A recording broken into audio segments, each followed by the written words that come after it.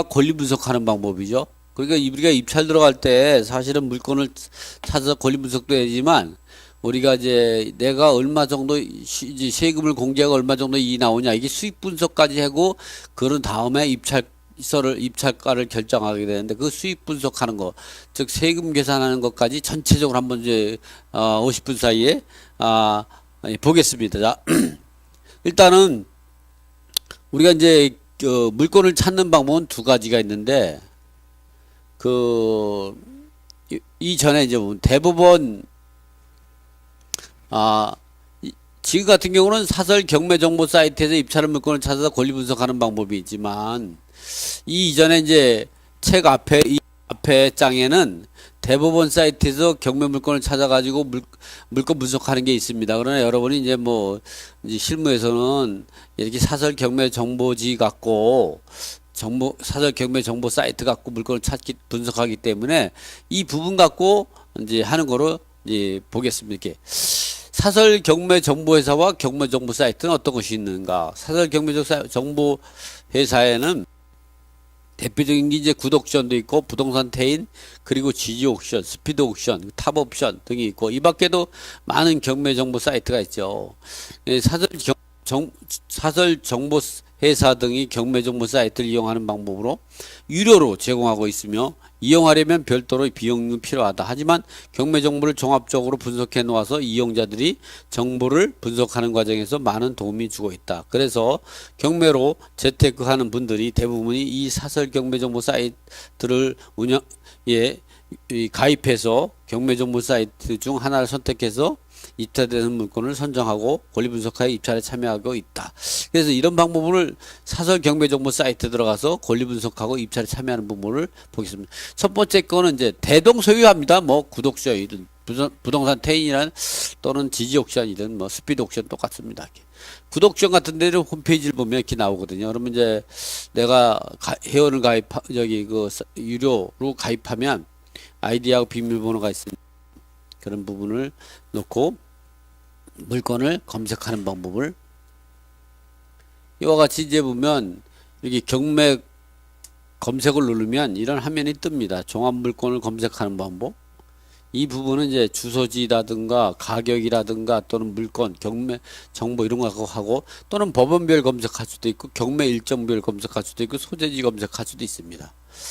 대부분 이제 보면 제일 많이 사용하는 게 이제 이 종합 검색으로 해가지고 어느 지역에 있는 물건 그리고 물건의 종목을 주택이다 또 아파트나 이런 걸 선택할 수가 있는 거죠. 또 이렇게 물건의 선택을 법원을 선택할 수도 있고 법원 몇 개 선택할 수도 있고 또는 사건 번호를 넣고 할 수도 있고 감정 평가 금액을 넣을 수도 있고 또는 진행 물건이냐 유찰될 물건이냐 매각된 물건이냐 이런 부분들을 보고 할 수 있고 또 매각 기일을 넣고 이제 입찰 기일을 넣고 넣을 수도 있고 제일 많이 하는 거는 경매 사건 번호를 넣고 검색하는 방법.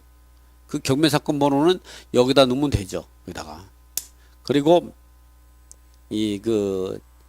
진행 물건이냐 아니면 유찰될 물건이냐 아니면 전체 물건이냐 매각된 물건이냐 놓고 판단할 수 있고 아파트나 단독 상가 이런 것들을 놓고 오피스텔 놓고 판단할 수도 있고 또 입찰 기일을 선택할 수도 있고 또 주소지를 놓고 선택할 수도 있고 또 이게 특수 물건이라 가지고 지분 물건이니 이런 거 법정 이상권 이런 거 선택해서 물건을 찾아볼 수도 있고 그렇습니다. 이 화면에서 좌측 하단 카테고리 보면 다양한 방법으로 선택할 수 있다. 어쨌든 지금 같은 방법으로 선택하면 되고요.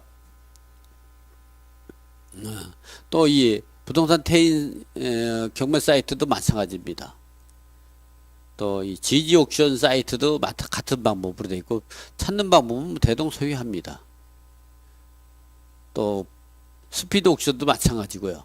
지금 이렇게 지금 홈페이지를 갖고 지금 여러분한테 홈페이지 이용하는 방법을 제가 설명할 정도는 아니고요. 그거는 부족하면 그 유료 사이트에 문의하셔도 되는 거기 때문에 이런 사이트가 있다고 정도만 아시고 자 그러면 이번에는 저 사이트에서 입찰한 물건을 찾아 권리 분석하는 방법 이게 사설 경매 정보 사이트에서 우량한 입찰 물건을 찾아가지고 그 물건의 권리 분석을 해야 하는데, 이러한 권리 분석은 낙찰받았을 경우에 하자가 없이 소유권을 취득할 수 있는지 또는 하자가 발생하는지 등을 먼저 분석하고, 하자가 발생되는 경우 이를 인수하고도 수익성이 있다는 분석이 나오면 그러한 입찰가를 기준으로 입찰에 참여하면 된다. 그러면 경매 사이트에서 물건을 분석해서 입찰 대상 물건을 찾아 권리 분석하는 방법에 대해서 이제 알아보자는 거죠. 자, 이 물건은 아까 같은 방법에서 경매 유료 사이트에서 서울시 영등포구 신길동에 있는 경매 사건 번호 2014 타경 매토 입찰 대상 물건, 이 000 한 거는 개인 정보 때문에 이렇습니다. 입찰 대상 물건에 대해서 분석해 보면 되죠. 이 물건을 찾았습니다. 이렇게. 이 물건이 내가 마음에 드는 물건이야. 찾았는데 내가 이거 물건을 들어가도 되는지 이제 권리 분석을 하는 거죠. 자, 서울시 영등포 신길동에 있는 삼성 체리빌 다세주택이죠. 여기인데, 이 감정가가 대지가 49.85제곱미터이고, 이건 평수 따지면 15.08평이네요. 그리고 건물은 7.28이고 전용 면적은 이제 평수는 22.44구니까 이런 경우는 한 28평형 아파트 따지면 28평형 정도 되는 거지. 방이 3개고 화장실이 2개 정도 나오겠네요. 이런 경우 토지와 건물 전체가 일괄 경매되는 건데, 감정가는 3억 4,800만 원. 그게 감정가가 3억 4,800인데 1차에서 유찰이 돼가지고 20% 저감된 2억 7,840만원까지 떨어진 상태에서 3억 1,290만 원에 매각이 됐습니다. 그래서 우리가 이제 요 3억 1,290만 원에 입찰하고자 이제 권리 분석을 한번 해보려고 이제 한 건데, 이 물건은 이제 그렇게 권리 분석을 다음과 같이 하고 나서 입찰에 들어간 건데, 2등 입찰가가 3억 389만 9,500원이 되죠. 매각 결정은 2015년 11월 11일, 매각 기일은 2015년 11월 4일이었고요. 대금 납부는 2015년 12월 4일이니까 꼭 한 2년 전. 이 가격이 많이 올랐습니다, 지금도. 자, 이럴 때에 우리가 권리 분석을 할 때는 제일 중요한 게 이렇게 등기부에 등기되어 있는 채권으로서 인수할 권리가 있는지 여부, 또 등기부에 등기되어 있지 않지만 그 주택에 거주하고 있는 사람. 그럼 주택에 거주하고 있는 사람이 누가 있을까요? 제일 크게 임차인이 있을 수 있고, 또 전세권 등기권자도 있을 수 있고, 유치권자도 있을 수 있고, 또는 소유자가 채무자 겸 소유자가 거주하는 경우도 있을 거고, 여러 가지가 있겠죠. 제일 많은 게 채무자 겸 소유자가 거주하는 게 제일 많죠. 제가 보기에는 물건이 이런 경우가 거의 한 80% 정도 되는 것 같아요. 특히 다세주택 같은 경우는 임차인이 거주하는 경우가 한 70% 정도로 봐야겠네요. 70% 정도. 경매가 나오면 이렇게 채무자 겸 소유자가 이렇게 다세주택 같은 경우는 채무자 소유자 하는 경우 한 70% 정도고, 임차인이 거주하는 30%. 유치권자가 거주하는 경우는 거의 없죠. 0.01% 정도 될까요? 어쨌든. 그리고 이 등기부에 그렇다 보면 이 사람 보면 한경민 임차인인데 2014년 1월 28일 날 대항 요건을 갖춰서 이 사람은 대항력이 언제냐? 이 사람의 대항력은 2013년 1월 29일 오전 0시가 되는 거죠. 0시에 대항력이 생기는 거죠. 이 사람이 확정일자 우선 변제권도 같은 날 갖췄을 확정일자 우선 변제도 2013년 1월 29일 오전 0시에, 즉 대항력과 우선 변제권이 같은 날 같은 시에 발생하는 거죠. 근데 말소 기준 권리 2011년 7월 13일이니까 이 사람은 대항력이 없는 거죠. 그래서 이 사람은 경매로 소멸됐기 때문에 이 사람이 배당 받는 거나 상관없이 이 사람 명도 대상입니다. 근데 문제는 뭐냐면, 이 사람이 배당을 못 받았을 때 우리가 강제 집행을 해야 되죠. 그냥 보증금을 못 받았다고 하면, 그래서 이런 경우는 우리가 예상 배당표를 작성해 봐야지. 이 사람이 임차인이 최소한 최우선 변제 금융을 배당을 받아야만이 명도가 수월해지고 이사 비용도 적게 들어가는 거죠. 그래서 이런 분석을 하게 되는 거죠. 그래서 보면 이 물건이 보면 3억 1290만 원이니까 쉽게 계산해서 그냥 290만 원을 경매 비용이라고 치고 3억 1000만 원 갖고 배당을 한다 그러면, 이런 경우라고 하면 3억 1000 갖고 배당한다 그러면 일단은 특별우선 채권을 먼저 배당할 때는 특별우선 채권을 먼저 공제하는 겁니다. 특별우선 채권 배당할 때는 3억 1000만 원을 갖고 3억 1000만 원을 갖고 배당 금액이 3억 1000만 원을 갖고 3억 1000만 원을 갖고 특별우선 채권을 먼저 공제합니다. 특별우선 채권. 이 특별우선 채권은 1순위가 필요비,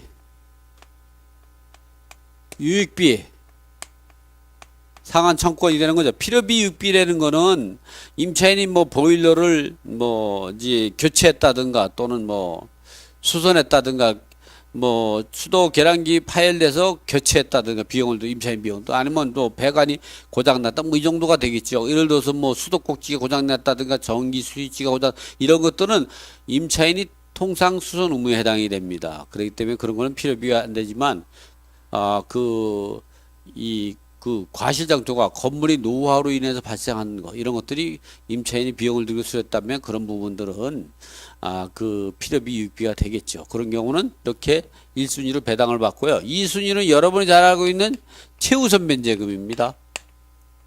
항상 여러분이 권리 분석을 할 때 이 특별우선 채권을 먼저 찾아야 됩니다.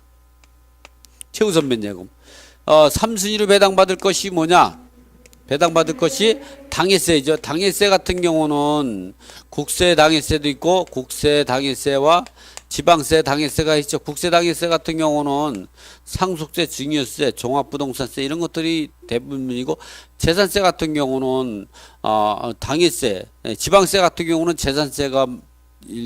재산세 또는 자동차세 이런 것들이 해당이 되겠죠. 이런 부분이 있다면 1, 2, 3순위 배당을 받게 됩니다. 여기서 보니까 여기에는 이제 보면 이제 권리신고 배당 요구안 전체를 볼 수가 없어서 못 나오지만, 1차적으로 우리가 이게 영등포 물건인데 영등포 구청이 압류를 했다는 거 보시면은 이 사람이 이제 그 재산세로 압류했다고 보습니다. 그래서 가정을 할 때 이게 이 재산세가 당해세로 100만 원이다 이렇게 가정을 해보면, 가정하면 1순위로 여기는 소액임차인이 없잖아요. 근저당 설정 당시 해당이 되고 현재에도 2억 3천은 소액임차 보증금 소액임차인이 아닙니다. 그러니까 최우선배 못하니까, 그렇다고 필요비 유익비 1순위로 배당받는 필요비 유익비도 없고, 그리고 2순위 배당받는 최우선 변제는 그 임차인, 주택임차인하고 상가임차인, 그리고 근로자의 임금 최우선 변제가 있는데 임차인 해당이 안 되고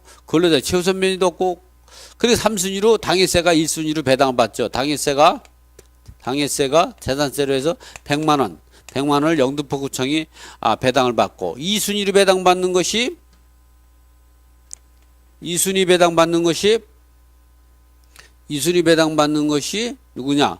이 근저당권자가 5,200을 배당을 받고, 결국은 뭐냐면 3순위로 배당 금액이 남는 것은 3순위 얼마냐?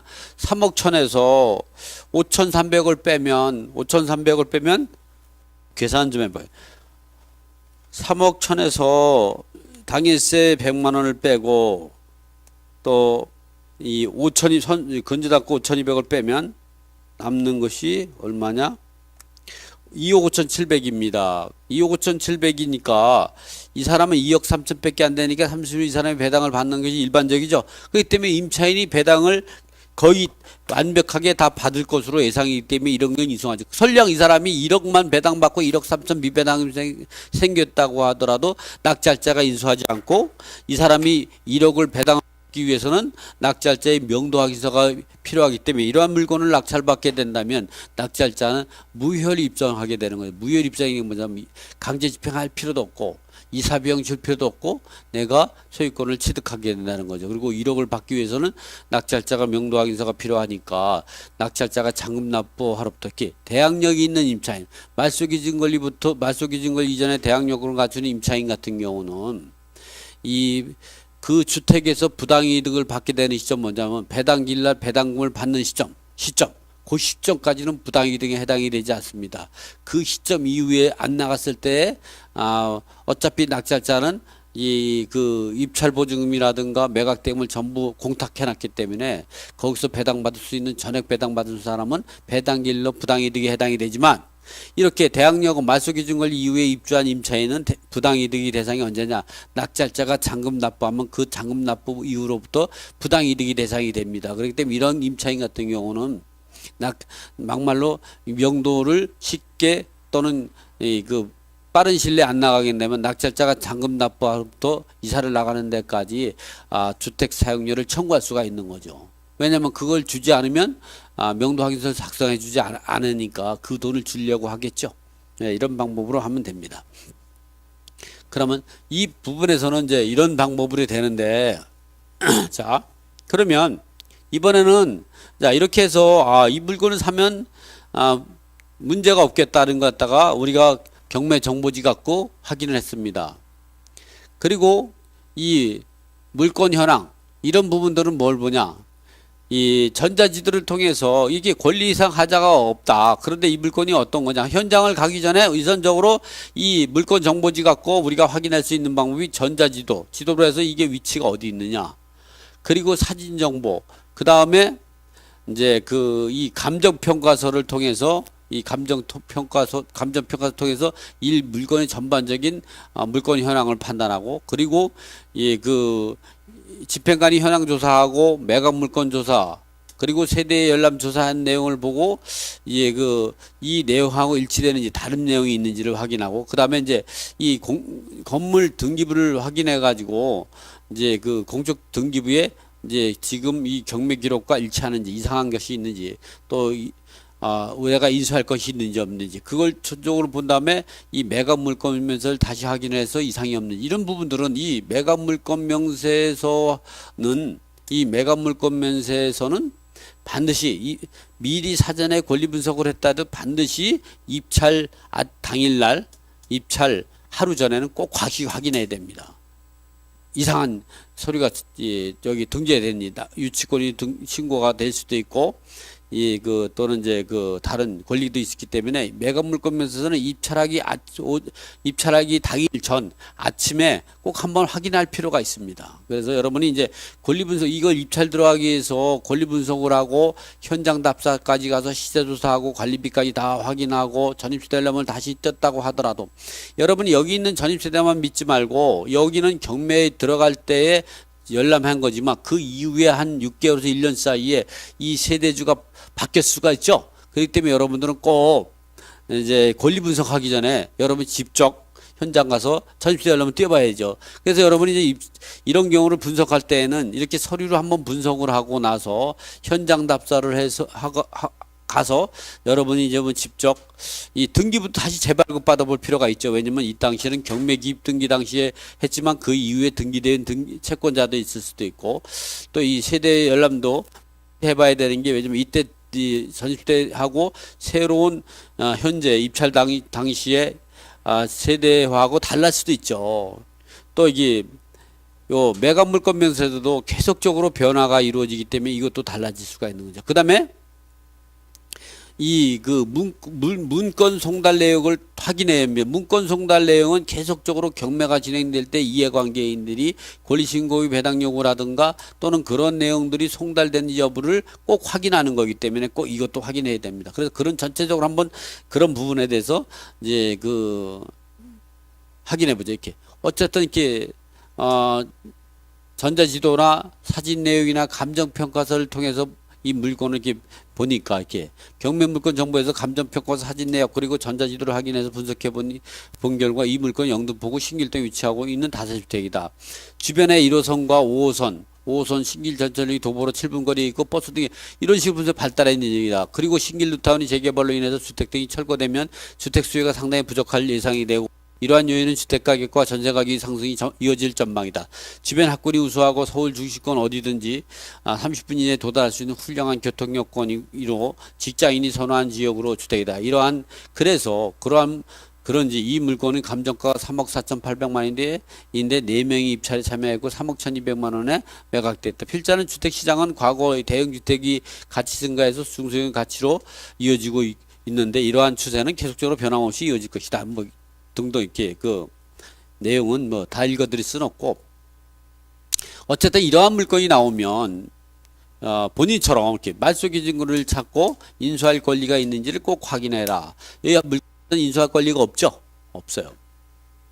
말소기 증거 이후에 임차인은 대항력이 없기 때문에 소멸 거기 때문에 낙찰자 인수하자. 그래서 이런 말소 기준을 찾고 인수할 권리가 있는지를 확인해라. 이때 첫 번째로 등기사항 증명서 내역에서 1차적으로 말소 기준을 찾고 2차적으로 임차인이 조사 내역에서 인수할 임차인 확인하고 3차적으로 등기사항 전부 증명서, 건물하고 토지와 건축물 위반 건축물 등의 공부 열람과 그리고 법원 경매 정보인 매각 물건 명세서와 현황 조사 보고서, 전입시대 열람 그리고 법원의 문건 제출 내역. 이 문건 내 제출 내역이 또 가장 중요합니다. 이것도 봐야 돼. 이게 여기서 확인하는 거는 어떤 것도 주명하지 않은 게 없습니다. 다시 한번 보면 첫 번째로 등기사항 전부증명서 내역에서 1차적으로 말소 기준을 찾고 2차적으로 임차인이 조사 내역 인수할 임차인이 있는 걸 확인하고 3차적으로 등기사항 전부증명서 토지와 건물 전물 그리고 건축물 대장의 위반 건축물 등이 공부를 열람하고 있는지 여부를 확인하고 열람해서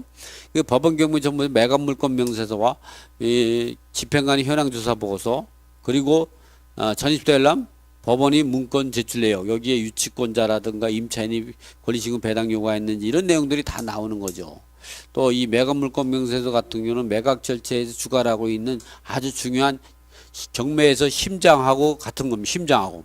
그래서 반드시 가끔 보면 매각 물건 명세도 확인 안 하고 입찰 들어가는 경우가 있는데 그러한 경우는 아주 위험한 거죠. 여러분이 지금 일단 꼭 여러분 들어갈 때는 지금 얘기한 이 내용을 꼭 확인해라. 등기사항 증명서에서 1차적으로 말소 기준을 찾고 이 말소 기준 권리가 담보 물건이면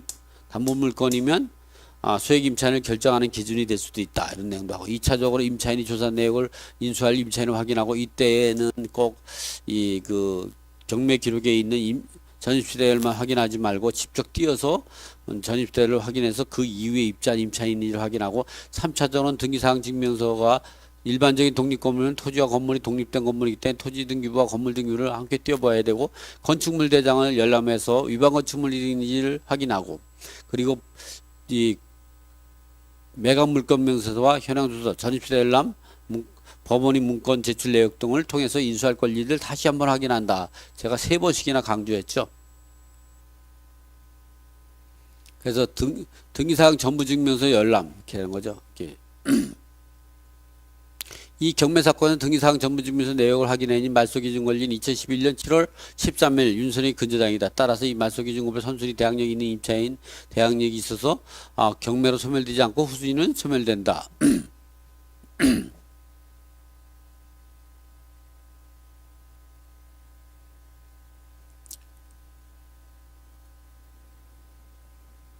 뭐가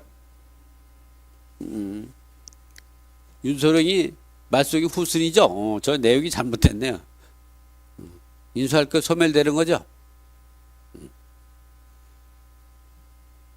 그래서 따라서 말소기보다 선순위는 대항력이 있어서 경매 소멸되지 않고 후순위 일반적인 얘기를 한 거네요. 이 사람은 이 말소기준가 2011년 7월 13일인데 윤소령 근저당인데 따라서 말소기준 먼저 대항 요건을 갖추면 선순위 있어서 낙찰사가 인수해야 되고 소멸되지 않고 후순위 소멸된다 이런 일반적인 얘기고 여기서는 근저당이 빠르기 때문에 후순위 임차인이 소멸되고 낙찰자가 인수할 거 없죠. 그래서 이게 매각 물건 명세서를 보면 사건 번호 최선순위 이게 말소기준 권리입니다. 배당 요구 일자 임차인이 전입일자고 확정일자 전입일자 확정일자 그다음에 보증금이 나와 있죠. 그리고 배당 요구한 날짜가 나오죠. 여기도 있지만 문건 송달 및 문건 제출 및 송달 내역에도 나옵니다. 특히 요 비고란에 적혀 있는 것이 중요한데 여기에 인수할 권리가 있다. 그러면 인수하게 될 수도 있기 때문에 조심해야 합니다. 이 비고란 이렇게 작게 써 있는 게 아주 중요해요. 여기 유치권이 신고가 돼 있다든가 선수리 전세권 인수라든가 선수리 임차권 인수라든가 이런 부분이 나와 있죠. 선수리 지상권 인수. 그리고 집행관이 현황조사 보고서 전입세 열람을 하고 법원이 문건 송달 내용은 또 확인하고 그리고 건축물 대장 등과 토지 이용한 계획을 확인해야 합니다. 임차인이 있는 경우에는 대항력 유무와 배당 요구 여부를 먼저 판단해라. 임차인이 대항력이 있는 경우는 배당 요구를 하지 않았는지, 배당 요구를 했는지, 배당 요구를 했다면 배당 받는지, 미배당금이 있는지.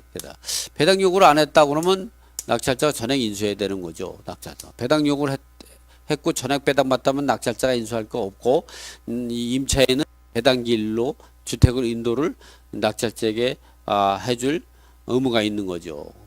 또 미배당금이 있는 경우라면 낙찰자가 인수해야 된다. 대항력이 없으면 경매로 소멸되는 권리지만 그렇다고 하더라도 우선 변제권이 있어서 최우선 변제와 확정일자 우선 변제권이 발생하기 때문에 예상배당표를 작성해서 얼만큼 배당받는가를 확인해라. 왜냐하면 그래야 무효 입상이 된다.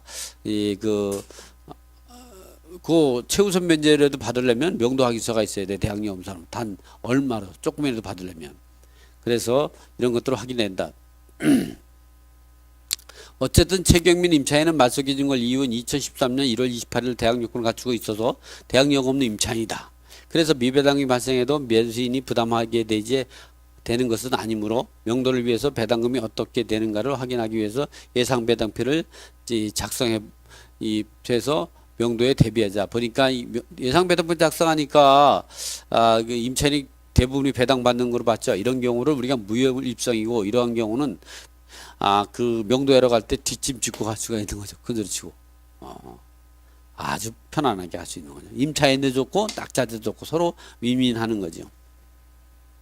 또 조세채권이 있다면 당해세인지 일반 세금인지를 확인해라. 당해세라면 1차적으로 당해세가 최우선 변제 다음으로 순위로 배당받고 당해세를 제외한 일반 세금은 법정기하고 다른 저당권 채권하고 우선순위를 정한다. 예상배당표 작성과 권리분석은 다음과 같이 하면 된다. 그래서 종전에 했던 거면 이제 그 최경민 임차인이 2억 3천 다 받고도 얼마가 남냐? 이제 배당 잉여금이 2,349만 5천 원이 남는 거죠. 그렇기 때문에 이런 경우는 물건이 근데 이렇게 임차인이 배당받는 경우 또 낙찰자가 인수하지 않는 경우가 제가 보면 경매 물건에서 거의 그 80%는 되는 것 같아요. 80%. 그러니까 이제 어떻게 보면 권리 분석이 약하다, 버니스트로 약하다 그럴 때는 그 80% 범위 내에만 낙찰받아도 되는 거죠. 근데 80%만 해도 물건이 많은 겁니다, 사실은. 그 다음에 남을 가망이 없거나 등으로 경매가 취소 가능성을 검토하고 마지막으로 인수할 권리나 금액이 있는지를 확인해라. 현재 점유하고 있는 임차인이 명도에 대해서 살펴보면 현재 점유하고 있는 자는 임차인 경리는 앞에서 설명과 같이 보증금을 2억 3천만 원 전액 배당받기 때문에 명도가 순탄하게 진행될 것이다. 다음에는 현장 답사를 통해서 물건 분석과 수익 분석 후 입찰을 결정해라. 여기까지는 이 현장을 가기 전에 분석한 거죠. 현장 답서를 같은 경우는 앞에서와 같은 기본적인 권리 분석고 서류로만 분석한 거죠. 경매 정보 내역에 있는 내용 갖고 법원에 기록하고 경매 정보에서 제공해주는 유료 사이트에 제공하는 사설 정보 사이트에 제공해주는 등기부라든가 기타 건축물 대장 이런 서류를 갖고 우리가 분석하고 2차적으로는 현장 답사를 통해서 물건 수익 분석하여 입찰가를 결정해라. 이 방법은 앞에서와 같은 기본적인 권리 분석 후 2차적으로 공부열람 등기부라든가 또 건축물 대장이라든가 이런 부분들을 이 기록에 있는 유료 사이트에서 제공하고 있지만 또다시 한 번씩 등기부 같은 경우는 한번 더 떼어볼 필요가 있어요. 왜냐면 그 이후에 변동사항을 확인할 필요가 있거든요. 그리고 현장 답사를 통해서 2차적으로 공부열람과 현장 답사를 통해서 물건 분석 및 수익 분석 입찰 결정해서 입찰에 참여하면 된다. 현장 답사를 통해서 이 다세주 시세를 확인해 본 결과 3억 6천만 원에 거래되고 있었다. 그래서 3억 1290만 원으로 응찰했는데 4명이 그래서 3억 1290만 원에 낙찰받았다. 이때 개인 명의로 취득해서 매각할 때와 개인 매매사업자로 취득해서 매매할 때, 그리고 법인 매매사업자로 취득할 때 어떤 방법이 절세가 되는가 또 우리가 알고 있어야 한다. 뭐 이런 지어있죠.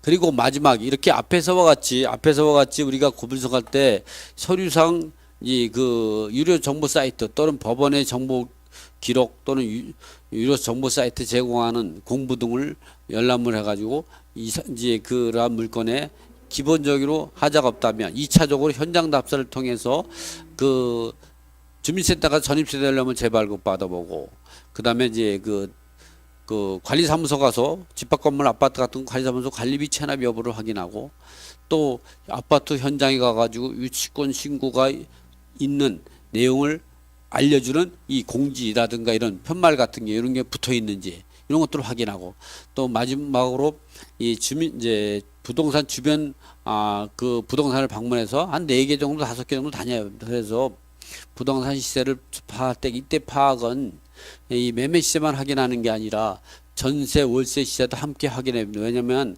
전월세가 또 매매를 올릴 수가 있기 때문에 그런 내용을 하겠다. 매물과 같은 경우도 급매물하고 또 거래되는 가격하고 호가가 있으니까 우리가 할 때는 이 급매물 같은 경우 500세대나 1000세대에서 급매물이라는 거는 이 매물이 하나나 2개 정도 있을 때 급매물이 되는 거죠.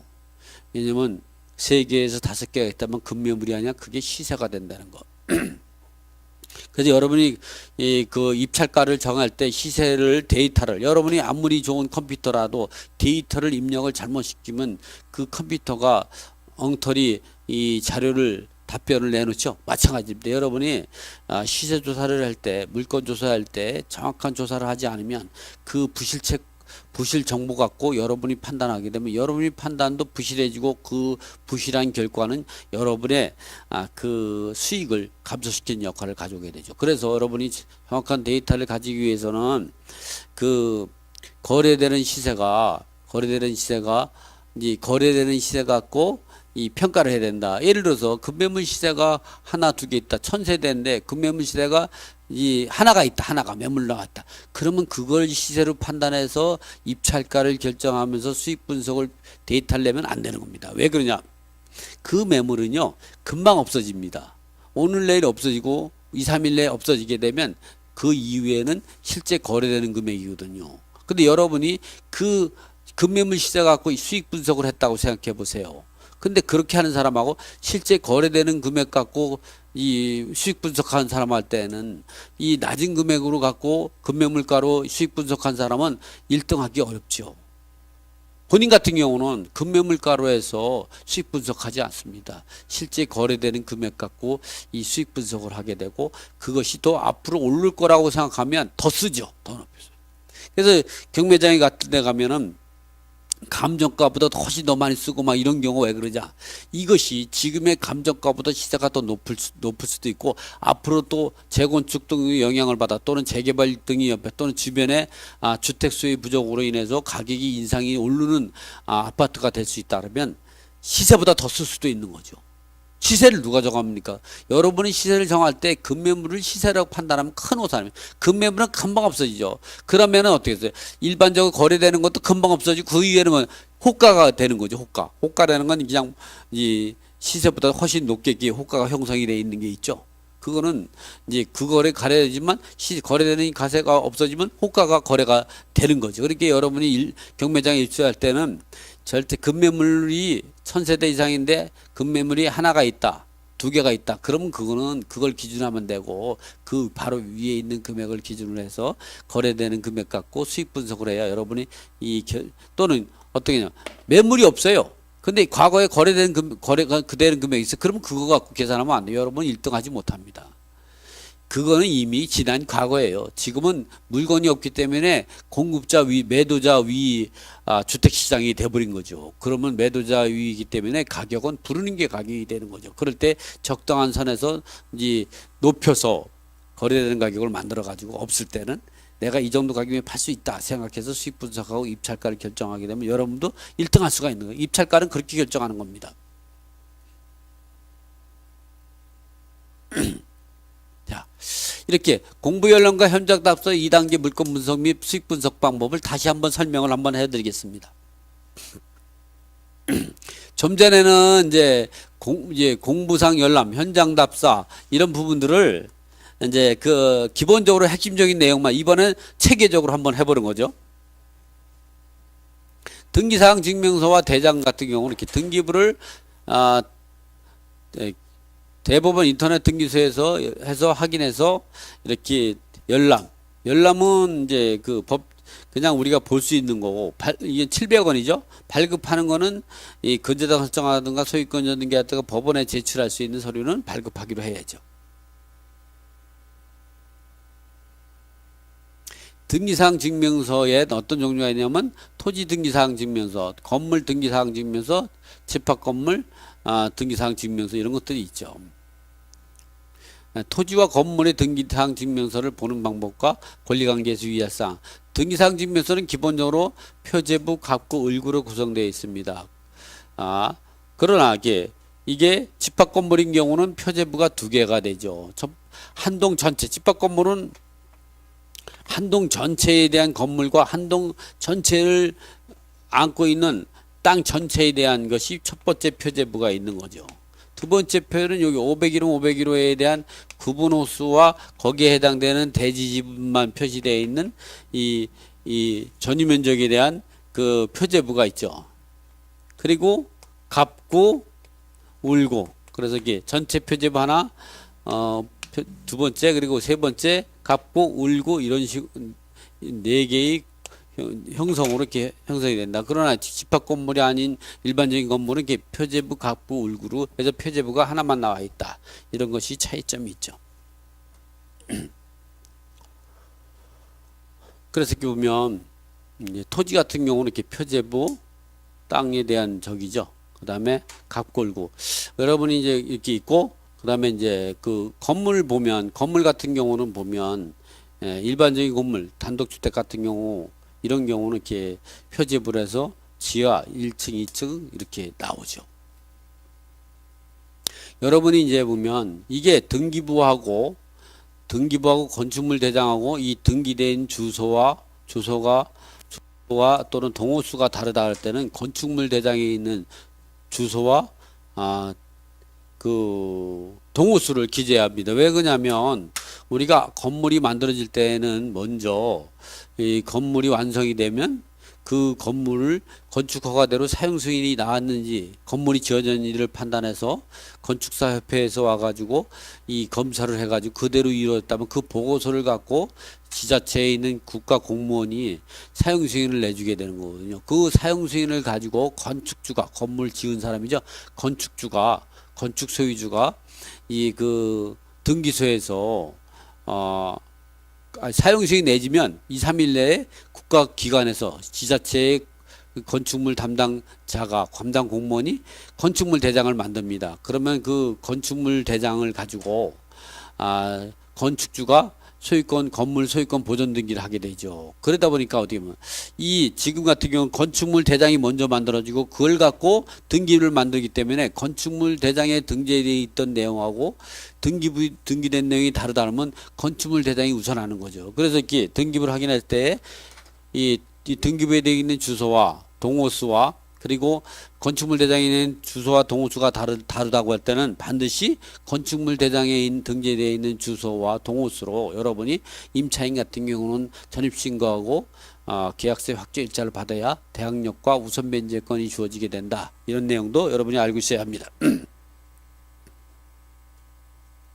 이제 갑구는 소유권에 관한 사항, 을구는 근저당과 같이 소유권을 제한하는 사항이 소유권 이해의 권리죠. 여기는 갑구는 소유권에 관한 사항하고 소유권을 제한하는 사항, 소유권 이해에 관한 담보물권 설정 같은 거, 전세권이라든가 이런 것도, 임차권 등기도 여기에 해당이 됩니다.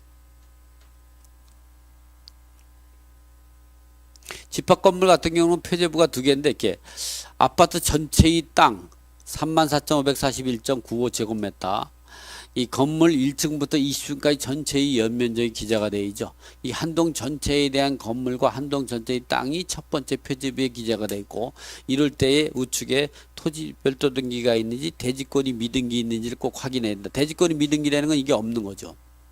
여기에는 대지권이 있지만 두 번째 표제보 이거는 각 구분호수 501호 501호에 대한 이 건물 전체의 면적이 건물 전체의 전용 면적이 84.98이면 34평형이죠. 여기에 대한 대지 지분이 있기 때문에 이런 걸 볼 때는 두 번째 표제 볼 때는 내 전용 면적이 얼마가 되고 이 대지권이 표시가 되어 있는지 대지권이 표시가 안 돼 있고 이 요거만 기재됐다면 이건 대지권 미등기로 해서 대지권이 미등기라고 하면 대지권이 있는데 대지권이 미등기지 아예 없는지 이런 것들을 토지 등기부를 확인해서 꼭 확인해야 합니다. 또는 이렇게 대지권이 표시가 돼 있다고 하더라도 이쪽에 등기 운영이 토지 별도 등기가 있다면 이 집합 건물이 지어지기 전에 이 설정된 즉 나대지 상태에 설정된 또는 건물이 지어지는 상태에서 이 집합건물이 완성되기 전에 집합건물이 구분소유권 성립되기 전에 대지사용권이 성립되기 전에 집합권이 원시되기 전에 설정된 토지별도 등기는 분리처분금지에 해당되지 않죠. 그래서 그럴 때는 그러한 권리에 의해서 대지사용권이 제3자가 취득할 수가 있기 때문에 이런 부분들 잘 확인해야 되죠. 이런 걸 볼 때는 이 대지권이 있는지 없는지 있다고 하더라도 옆에 토지별도 등기가 기재가 되니 이런 토지별도 등기가 있다면 반드시 토지 등기를 띄워서 이 토지별도 등기 어떤 영향인지를 꼭 확인해야 된다. 각구는 소유권에 관한 사항하고 소유권을 제한하는 가압류, 압류 또는 경매 개시결정 기입 등이 여기에 들어가죠. 임의경매나 강제경매도 다 표시가 됩니다. 또는 등기나 가처분 같은 것도 여기에 있죠. 또 을구는 소유권 이해의 권리로서 근저 전세권도 있고 여러분이 잘 알고 있는 임차권 등기 명령 임차권 등기도 여기에 기재가 되어 있는 거죠.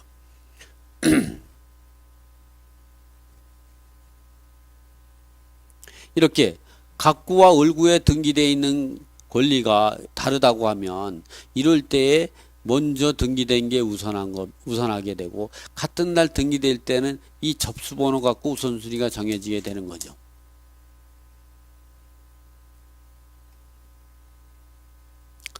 이 등기사항 전부 증명서 우선순위 결정한 방법과 신뢰관계 이렇게 같은 구 을구에 같은 구에 설정이 되어 있는 그때는 근저당이라고 하면 이런 근저당 같은 경우는 같은 날 설정이 됐다면 이 접수번호 5481, 5482면 이게 우선하는 거 이게 1등, 2등 이렇게 되는 거죠. 별구는 갑과 을구에 설정됐을 때 이렇게 갑과 을구가 있는데 같은 날 설정이 됐어요. 이럴 때에는 이 54, 51이 우선하고 54, 52가 우선. 이 선순위 가압류는 가압류 처분금지 효력을 받고 근저당 설정이 됐죠. 이런 경우는 동순위로 안분 배당을 받게 되는 거죠.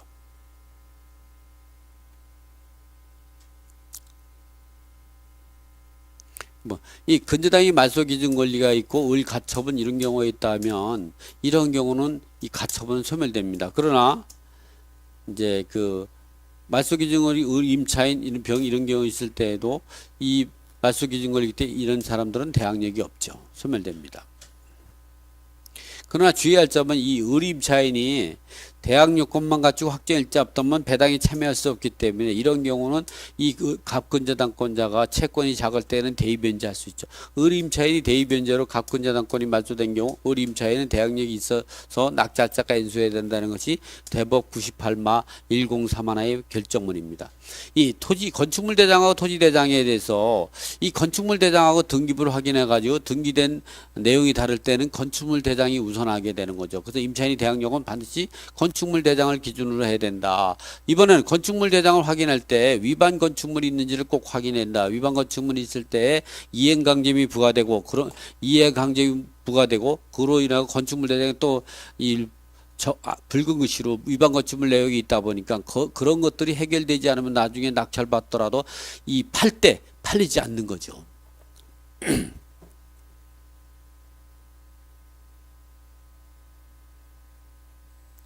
건축물 대장에 불법 건축물이 표시되어 있는가를 확인하라. 시군구청이 단속이나 민원의 불법 건축물로 단속이 되면 몇 차례의 계고와 시정명령을 하고 그래도 시정하지 않으면 건축물 대장 각구의 위반 건축물과 그 위반에 해당되는 부분 면적 등을 기재하게 돼 이러한 경우는 철거하고 증빙자를 시군구청에 제출하면 건축물 대장에서 위반 건축물이라는 표시를 삭제하게 되지만 철거가 이루어질 때까지 불법 건축물로 표시되고 이행강제금을 건축소유자에게 부과하게 된다. 이런 것들이 낙찰받은 물건의 가격을 떨어뜨리는 역할을 한다. 현장 조사를 통해서 물건을 조사하는 방법. 공부상 서류 등을 확인하고 나서 앞에서가 확인하고서 경매 대상 물건이 위치하고 있는 현장 조사를 나가서 필요한 정보를 조사, 확인, 분석해야 되는데 현장 답사는 본인이 직접 현장을 답사해서 관계 서류상 또는 공부상 기록된 사실과 현장의 상황이 일치하는 걸 봐야. 제일 중요한 건 뭐냐면 현장을 갔는데 물건 보니까 부동산이 토지와 건물을 딱 보니까 이 그 경매 기록에서는 한 20년 이상 30년 된 건물로 돼 있는데 가보니까 10년도 안 된 건물이에요. 그런 경우는 건물을 몇이라고 했기 때문에 이 경매 기록에서 토지와 건물 전체의 공동재산 설정과 경매가 지정이 됐다도 건물을 소유권을 취득하지 못하고 그로 인해서 건물이 법적 이사건을 취득하기도.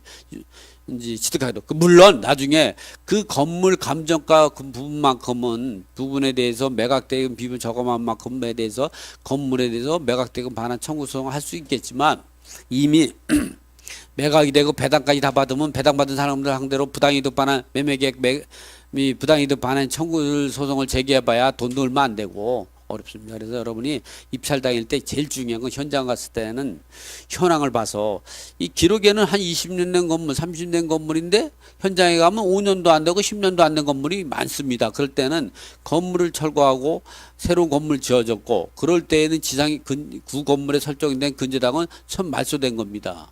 그럼 새로운 건물에 있는 경우는 당연히 그럴 때는 토지와 건물이 공동조사 설정하고 그 건물을 몇이라고 근저당 설정된 건물을 몇이라고 새로운 건물을 신축된 건물에 신청했을 때 신축된 건물에서의 근저당은 효력은 미치지 못하겠지만 토지를 낙찰받은 사람은 건물이 법정 이상권 철거를 주장할 수 있는 건 맞습니다. 그러나 문제는 뭐냐면 내가 토지와 건물을 전체를 돈 주고 샀는데 건물 땅밖에 못 사고 건물을 못 사게 된다고 하면 그렇다면 그런 걸 미리 입찰 단계에 알았다 그러면 더 낮은 금액으로 낙찰 받았을 건데 높은 가격을 쓴 거죠. 그럴 때 보면 여러분이 뒤를 돌아보면 여러분 뒤에는 입찰자가 아무도 없고 단독으로 낙찰 받을 경우가 많습니다. 다른 사람은 다 아는데 자기만 모르는 거죠. 그래서 여러분이 이제 낙찰 받았을 때 단독으로 낙찰 받는 경우가 있어요. 그럴 때에는 지금과 같이 현장 조사를 안 하고 여러분은 현장 조사를 안 반면에 다른 사람은 현장 조사를 다 가봤더니 두 건물은 몇이라고 새로운 건물을 신축했을 때 그런 현상이 발생할 수 있으니까 그런 걸 조심해야 된다. 그리고 뭐 아파트 같은 경우를 보면 1000세대 이상이면 대형세 500세대 이상이면 중대형이고 최소한 아파트 같은 건 500세대 이상인 게 좋다. 또 역세권 같은 경우 좋고 교육 조건이 좋고 주변 현황이 좋으면 좋다 하는 내용이죠. 아파트가 재건축 대상인 경우와 또는 리모델링도 앞으로는 괜찮습니다. 20년 이상이면 되니까 지금은 뭐 법으로는 15년 이상이면 되지만 지금 수직 증축도 가능하고 어쨌든 현장 조사를 통해서 우량한 단독주택, 다가주택 같은 거 고르는 것도 좋고 또 뭐 연립주택, 타세주택 이런 것도 그래서 상가 건물에 투자에 성공하려면 어떻게 되나 이런 부분도 지금 책을 갖고 한번 읽어보시면 돼요. 공장에 입사할 때 어떠한 사항이 유행 이런 것도 책을 보고 한번 이해해 보시면 왜냐면 내용이 뭐 404쪽까지 가야 되니까 너무 깁니다. 근데 주어진 시간은 한 7분밖에 없기 때문에 농지 경매로 투자해서 수익을 유의사항도 이 내용을 한번 참고하시면 됩니다.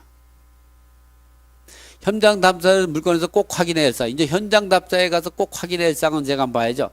이 우량한 물건을 찾는 것.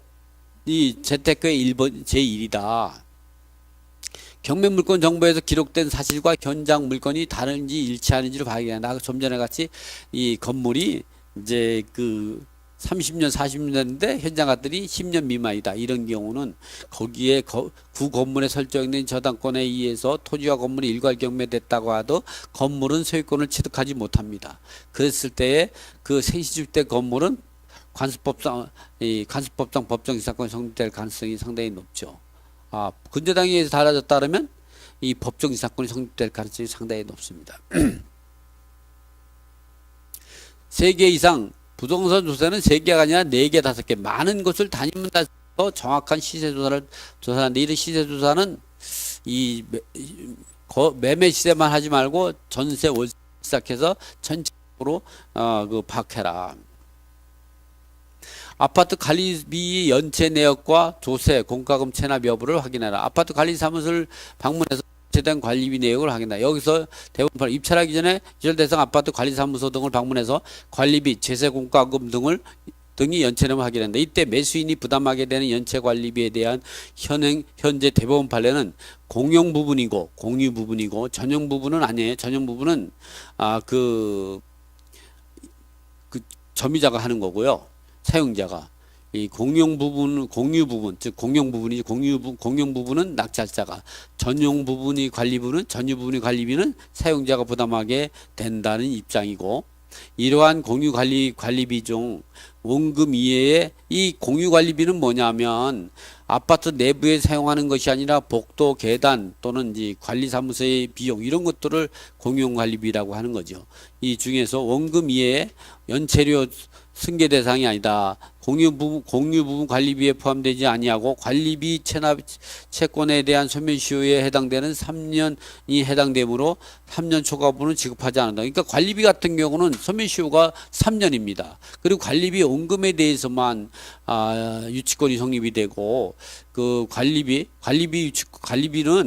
그 공용 부분에 대해서 전용 부분은 사용자가 부담이고 이 공용 부분에 대해서 복도, 계단, 뭐 기타 복리후생시설에 사용되는 이런 부분에 대해서 공용 부분의 관리비만 한데 관리비 원금 그리고 3년치만 왜냐하면 3년치가 초과되는 거는 관리비 소멸시효에 걸리기 때문에 3년치만 해되고 그걸 지급하지 않을 때는 유치권이 성립이 되는 관리비는 유치권입니다. 3년치 공용 부분만 유치권으로서 낙찰자가 인수해야 된다.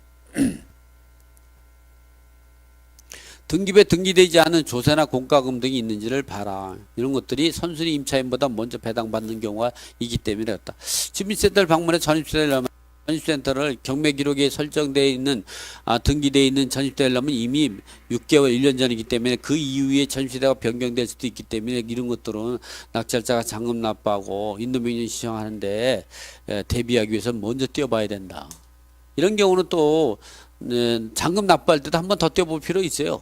그래가지고 인도명령 신청서에 기재할 때 그 사람을 기재로 해야죠.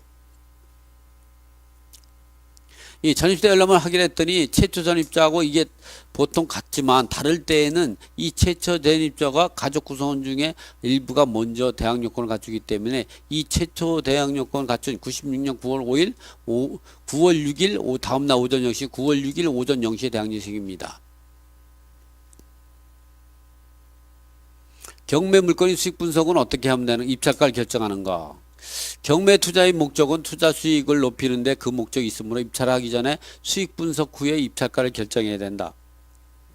이러한 분석을 위해서는 앞에서와 같이 물건 주변 부동산의 서너 군데에 방문해서 부동산 시세와 주변 여건 변화 등을 검토하고 이를 기준으로 다음과 같은 방법으로 수익 분석해서 입찰 결정해야 된다.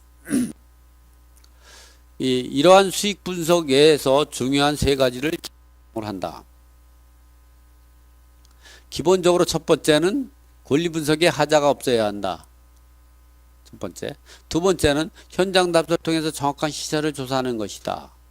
세 번째는 매수 이후에 시세를 절세하는 방법이다. 따라서 다세주택을 개인 명의로 부동산을 취득해서 절세하는 방법과 개인 매매사업자 또는 법인 매매사업자를 취득해서 절세하는 방법을 기술했고 어떤 방법이 절세되는가를 판단해서 그 절세되는 방법으로 해야 된다. 그 내용들은 책에 있으니까 책을 보시고 이러한 판단하에서 입찰가를 결정해야 된다. 그리고 여기 보면 개인 명의로 하는 게 더 낫냐, 개인 매매사업자, 법인 매매 어떤 게 절세하는가 이 실전 연습은 여러분들이 이 책을 갖고 이제 공부하시기 바랍니다. 오늘은 그 강의 시간이 54분이 경과된 관계로 이거로 마치겠습니다. 자, 수고하셨습니다.